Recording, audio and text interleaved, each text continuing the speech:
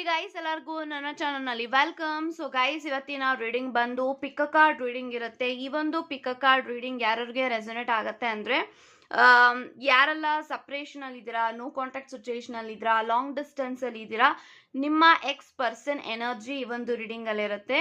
So concept ಏನಂತ ಅಂದ್ರೆ, ಅವರ ಸಿಚುಯೇಷನ್ ಯಾವ ತರ ಇದೆ, ಅವರ ಜೀವನದಲ್ಲಿ ಅವರ ಸಿಚುಯೇಷನ್ ಯಾವ ತರ ಇದೆ, ಅಂಡ್ ಅವರು ನಿಮ್ಮನ್ನ ಮಿಸ್ ಮಾಡ್ತಾ ಇದ್ದಾರಾ, ಥಿಂಕ್ ಮಾಡ್ತಾ ಇದ್ದಾರಾ, ಒಂದು ಜನರಲ್ ರೀಡಿಂಗ್ ಇರುತ್ತೆ ಅಂತ ಹೇಳ್ಬೋದು.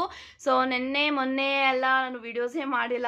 ಸೊ 6 days 1 week ಆದಮೇಲೆ ವಿಡಿಯೋಸ್ನ ಮಾಡ್ತಾ ಇದ್ದೀನಿ. I am really sorry, I am busy in my own work. So ಹಾಗಾಗಿ so I try to post every videos for regularly. So thank you support ಮಾಡ್ತಾ ಇದ್ದಕ್ಕೆ. ಓಕೆ, ಸೊ ಇಲ್ಲಿ 2 ಕ್ರಿಸ್ಟಲ್ಸ್ ಇದೆ. So ಇಲ್ಲಿ ಒಂದೇನು ಅರ್ಥ ಮಾಡ್ಕೊಳ್ಳಿ ಅಂತಂದ್ರೆ, ಸೊ ಗೈಸ್, ಇದೆಲ್ಲ ಜನರಲ್ ರೀಡಿಂಗ್ ಆಗಿರುತ್ತೆ. ಸೊ ಕೆಲವೊಬ್ರಿಗೆ ರೆಸೊನೇಟ್ ಆಗುತ್ತೆ, ಕೆಲವೊಬ್ರಿಗೆ ರೆಸೊನೇಟ್ ಆಗೋಲ್ಲ. ರೆಸೊನೇಟ್ ಆಗಿಲ್ಲ ಅಂತ ಅಂದ್ರೆ ವರಿ ಮಾಡ್ಕೊಳ್ಬೇಡಿ. ರೀಡಿಂಗ್ಸ್ನ ತಗೊಳ್ಳಿ, ಪರ್ಸ್ನಲ್ ಕನ್ಸಲ್ಟೇಷನ್ಸ್ನ ತಗೊಳ್ಳಿ ಅಂತ ರಿಫರ್ ಮಾಡ್ತೀನಿ.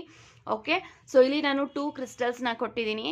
ಸೊ ಫಸ್ಟ್ ಕ್ರಿಸ್ಟಲ್ ಬಂದು we have golden cards and second crystal ಬಂದು ವಿ ಹ್ಯಾವ್ ರೆಡ್ ಜಾಸ್ಪರ್. ಇವೆರಡು ಕ್ರಿಸ್ಟಲ್ ಅಲ್ಲಿ ಯಾವ ಕ್ರಿಸ್ಟಲ್ ನಿಮಗೆ ಅಟ್ರಾಕ್ಟ್ ಆಗುತ್ತೋ ಆ ಕ್ರಿಸ್ಟಲ್ನ ನೀವು ಚೂಸ್ ಮಾಡ್ಕೊಳ್ಳಿ.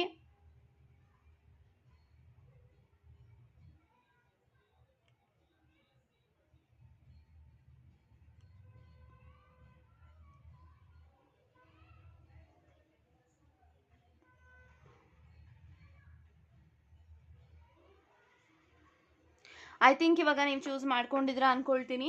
ಚೂಸ್ ಮಾಡದೇ ಇರೋರು ವಿಡಿಯೋನ ಪಾಸ್ ಮಾಡಿಯೂ ಸಹ ಚೂಸ್ ಮಾಡ್ಕೊಳ್ಬೋದು ಅಂತ ಹೇಳ್ತಾ, ಸೊ ಎಸ್ ಗೈಸ್, ಇವಾಗ ರೀಡಿಂಗ್ನ ಸ್ಟಾರ್ಟ್ ಮಾಡೋಣ. ಯಾರೆಲ್ಲ ಗೋಲ್ಡನ್ ಕಾರ್ಡ್ಸ್ನ ಚೂಸ್ ಮಾಡ್ಕೊಂಡಿದ್ರ, ಸೊ ಇವಾಗ ನೋಡೋಣ ನಿಮ್ಮ ಎಕ್ಸ್ ಪರ್ಸನ್ ನಿಮ್ಮನ್ನ ಮಿಸ್ ಮಾಡ್ಕೊಳ್ತಾ ಇದ್ದಾರಾ, ಆ್ಯಂಡ್ ಅವರ ಜೀವನದಲ್ಲಿ ಅವರ ಕರೆಂಟ್ ಸಿಚುಯೇಷನ್ ಯಾವ ಥರ ಇದೆ, ಪ್ರತಿಯೊಂದು ಮಾಹಿತಿನ ಇಲ್ಲಿ ತಿಳ್ಕೊಳ್ಳೋಣ. So let's begin.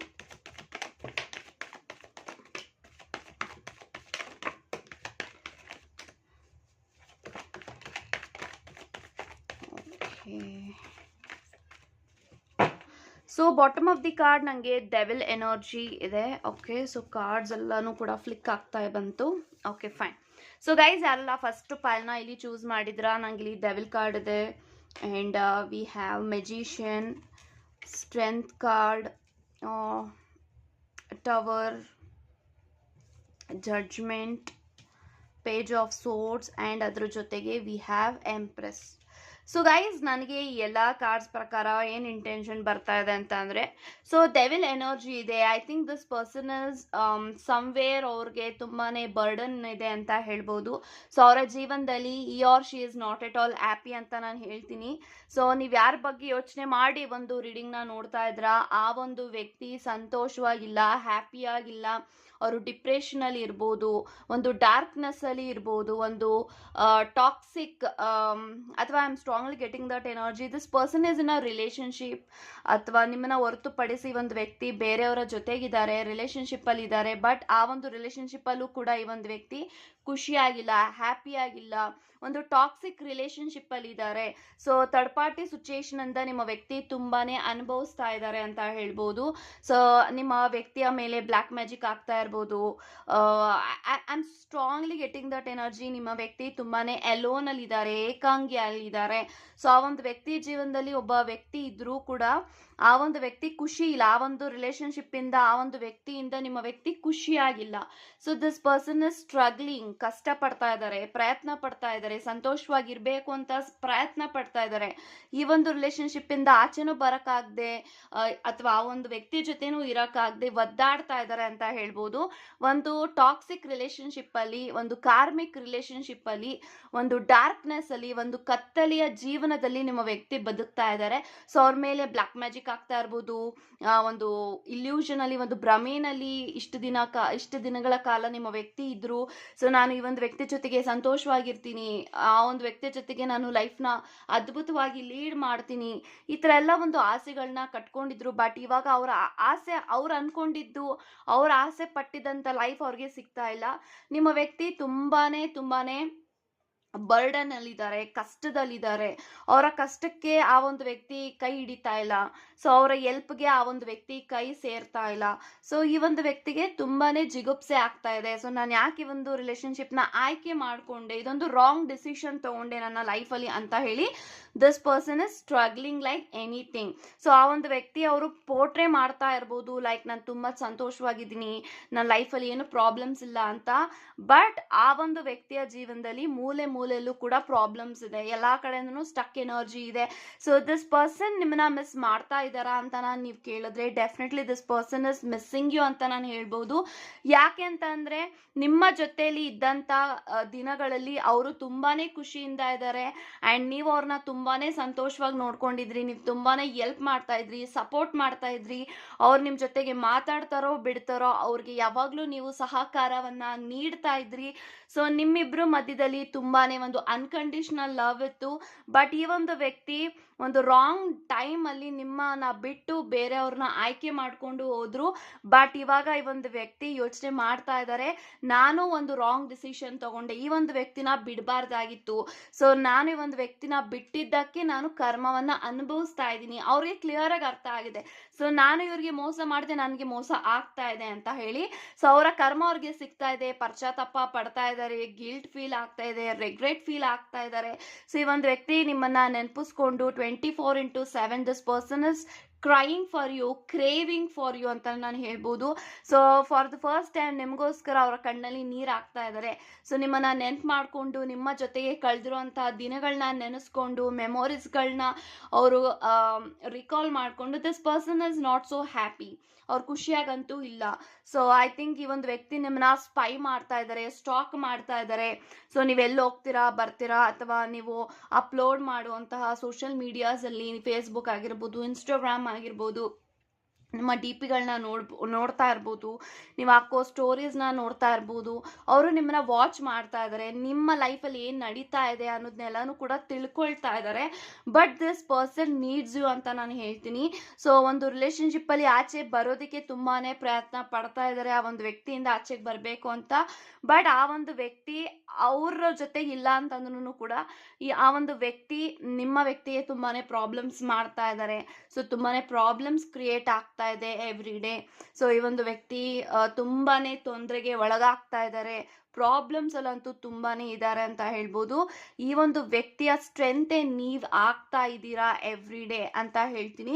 ಈ ಒಂದು ವ್ಯಕ್ತಿ ನಿಮ್ಮನ್ನ ನೆನ್ಪು ಮಾಡ್ಕೊಂಡು ನೀವು ಕೊಟ್ಟಿರುವಂತ ಸಂತೋಷನ, ಖುಷಿನ, ಲವ್ನ, ಕೇರ್ನ, ಸಪೋರ್ಟ್ನ ಅವ್ರು ಅದನ್ನ ನಿರಾಕರಿಸಿದ್ರು. ಬಟ್ ಇವಾಗ ಆ ಒಂದು ಕೇರ್ ನಿಮ್ಮ ವ್ಯಕ್ತಿಗೆ ಬೇಕು ಅಂದ್ರೂ ಕೂಡ ಆ ಒಂದು ವ್ಯಕ್ತಿಯಿಂದ ನಿಮ್ಮ ವ್ಯಕ್ತಿಗೆ ಸಿಗ್ತಾ ಇಲ್ಲ. ಈ ಒಂದು ವ್ಯಕ್ತಿ ನರಳಾಟ ಪಡ್ತಾ ಇದ್ದಾರೆ ಅಂತ ನಾನು ಹೇಳ್ಬೋದು. But this person needs you ಅಂತ ನಾನು ಹೇಳ್ತೀನಿ. ಈ ಒಂದು ವ್ಯಕ್ತಿ ನಿಮ್ಮನ್ನ ಬಯಸ್ತಾ ಇದ್ದಾರೆ, ನಿಮ್ಮ ಜೊತೆಗೆ ಇರಬೇಕು ಅಂತ ಅನ್ಕೊಳ್ತಾ ಇದ್ದಾರೆ. ಬಟ್ ಇರೋಕ್ಕಾಗ್ತಾ ಇಲ್ಲ, ಬಿಡೋಕ್ಕಾಗ್ತಾ ಇಲ್ಲ, ನಿಮ್ಮ ಜೊತೆಗೆ ಬರೋಕ್ಕಾಗ್ತಾ ಇಲ್ಲ. ಐ ಥಿಂಕ್ ದಿಸ್ ಪರ್ಸನ್ ಮುಂದೆ ಬರುವಂಥ ದಿನಗಳಲ್ಲಿ ಈ ಒಂದು ವ್ಯಕ್ತಿ ನಿಮ್ಮನ್ನ ಕಮ್ಯುನಿಕೇಟ್ ಮಾಡೋದಕ್ಕೆ ಪ್ರಯತ್ನಗಳನ್ನ ಪಡ್ತಾರೆ ಅಂತ ಹೇಳ್ತೀನಿ. ಬಟ್ ಅದಕ್ಕೆ ಅವರು ನನ್ನ ಜೊತೆಗೆ ಮಾತಾಡೋದಕ್ಕೆ ನೀವು ರೆಡಿ ಇದ್ದೀರೋ ಇಲ್ವೋ ಅನ್ನೋ ಒಂದು ಕನ್ಫ್ಯೂಷನ್ ಅಲ್ಲಿ ಇದ್ದಾರೆ. But this person will try to communicate with you ಅಂತ ಬರ್ತಾ ಇದೆ. ಸೊ ಒಂದು ಆಪರ್ಚುನಿಟೀಸ್ ಸಿಗಬೇಕು ನನ್ನ ವ್ಯಕ್ತಿ ಜೊತೆಗೆ ಕಮ್ಯುನಿಕೇಶನ್ ಮಾಡೋದಕ್ಕೆ ಅಂತ ಅವರು ಮ್ಯಾನಿಫೆಸ್ಟ್ ಕೂಡ ಮಾಡ್ತಾ ಇದ್ದಾರೆ. So I think this person will communicate to you, contact to you in the next coming days ಅಂತ ಹೇಳ್ತಾ, ಎಸ್ ಈ ಒಂದು ವ್ಯಕ್ತಿ ಅವರ ಜೀವನದಲ್ಲಿ ಖುಷಿಯಾಗಿಲ್ಲ, this person is missing you so badly ಅಂತ ಹೇಳ್ತಾ thank you so much. Okay guys, ಯಾರೆಲ್ಲ ರೆಡ್ ಜಾಸ್ಪರ್ನ ಚೂಸ್ ಮಾಡ್ಕೊಂಡಿದ್ರ, ಸೊ ಇವಾಗ ನೋಡೋಣ ನಿಮ್ಮ ವ್ಯಕ್ತಿ ಅವರ ಜೀವನದಲ್ಲಿ ಕರೆಂಟ್ ಸಿಚುಯೇಷನ್ ಯಾವ ತರ ಇದೆ, ಅವರು ನಿಮ್ಮನ್ನ ಮಿಸ್ ಮಾಡ್ತಾ ಇದ್ದಾರಾ, ಪ್ರತಿಯೊಂದು ಮಾಹಿತಿನ ಇವಾಗ ತಿಳ್ಕೊಳ್ಳೋಣ. So let's begin.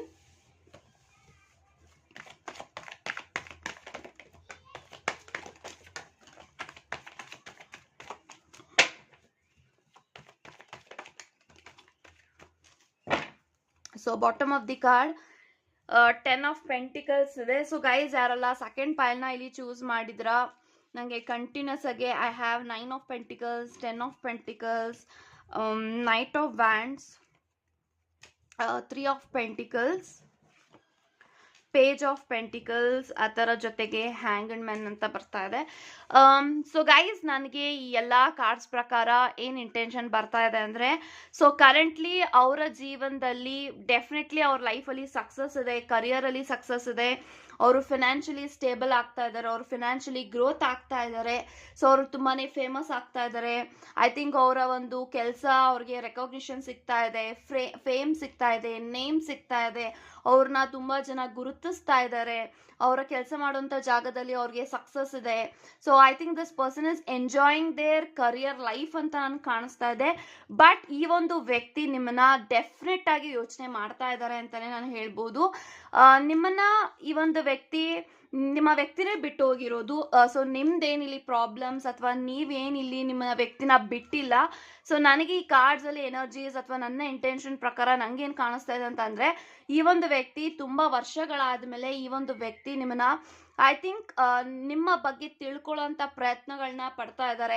ಸೊ ನಿಮ್ಮ ಕಾಮನ್ ಫ್ರೆಂಡ್ಸ್ ಹತ್ರನೋ ಅಥವಾ ಫ್ರಮ್ ಸೋಷಿಯಲ್ ಮೀಡಿಯಾದಲ್ಲೋ ಅವರು ನಿಮ್ಮ ಬಗ್ಗೆ ತಿಳ್ಕೊಳ್ಳೋಕ್ಕೆ ಪ್ರಯತ್ನ ಪಡ್ತಾ ಇದ್ದಾರೆ. ಸೊ ಇಷ್ಟು ದಿನಗಳ ಕಾಲ ಅವರು ತುಂಬಾ ಬ್ಯುಸಿ ಇದ್ರು, ಕರಿಯರ್ ಲೈಫಲ್ಲಿ ಫೋಕಸ್ ಮಾಡ್ತಾ ಇದ್ರು, ಅವರ ಕೆಲಸ ಕಾರ್ಯಗಳಲ್ಲಿ ಫೋಕಸ್ ಮಾಡ್ತಾ ಇದ್ರು, ಅರ್ನಿಂಗ್ ಮೇಲೆ ಫೋಕಸ್ ಮಾಡ್ತಾ ಇದ್ರು. ಇಷ್ಟು ದಿನಗಳ ಕಾಲ ಮನಿ ಮಾಡೋದ್ರಲ್ಲಿ ಬ್ಯುಸಿ ಇದ್ರು.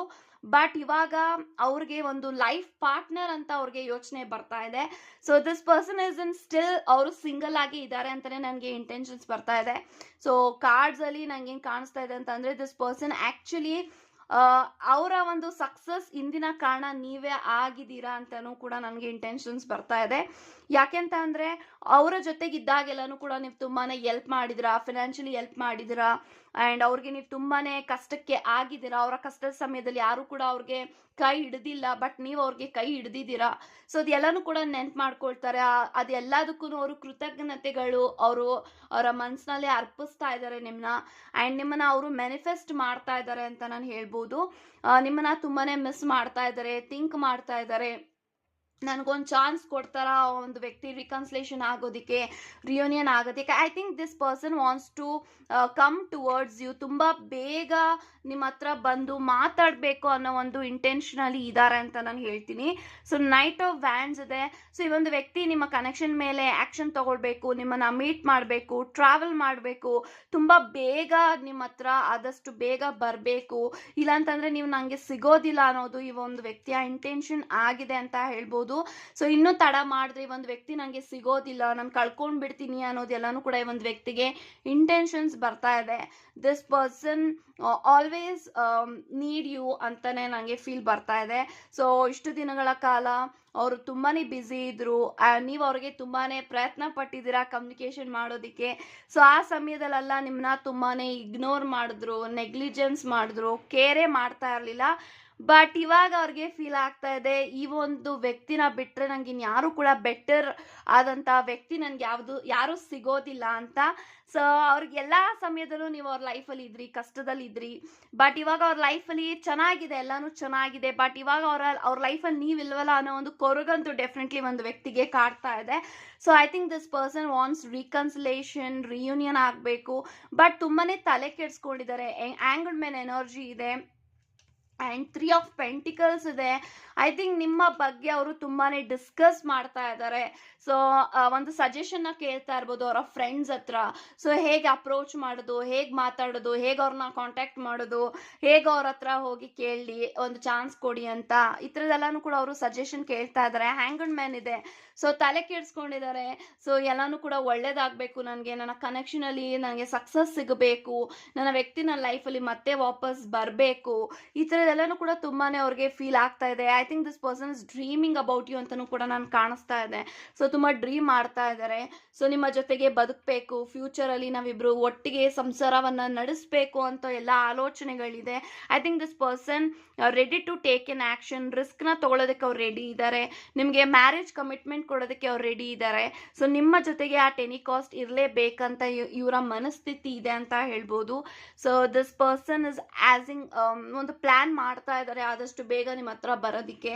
ಸೊ ಇನ್ನೂ ತಡ ಮಾಡಿದ್ರೆ ಐ ಥಿಂಕ್ ನಿಮ್ಮಿಬ್ಬರ ಬ್ರೇಕಪ್ ಆಗಿ ತುಂಬಾ ಇಯರ್ಸ್ ಆಗಿರ್ಬೋದು, ಮೋರ್ ದೆನ್ 2 years 3 years ಆಗ್ತಾ ಬರ್ತಾ ಇದೆ.